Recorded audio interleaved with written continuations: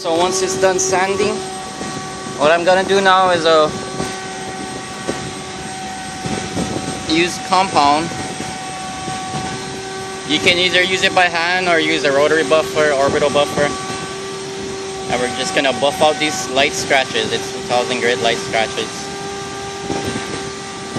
So I'm gonna be doing this one hand, so it's gonna be kind of hard.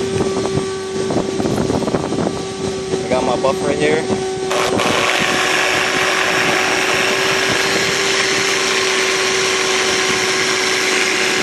You just wanna take your time.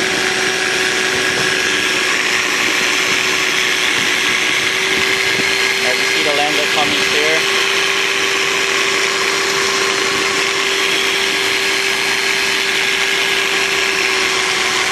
Alright, so I'll finish this up and I'll show you the end results.